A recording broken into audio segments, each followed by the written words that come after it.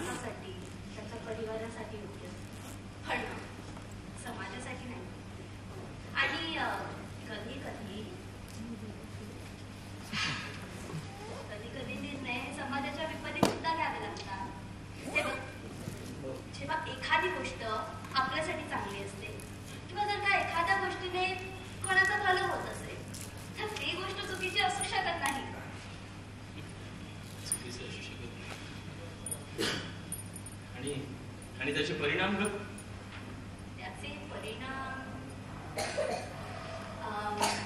हा त्याचे परिणाम वेळेवर सोडलेले जातात आणि वेळ जो काही निर्णय देईल ना त्याला गोड धोड मारून स्वीकार करायचा म्हणजे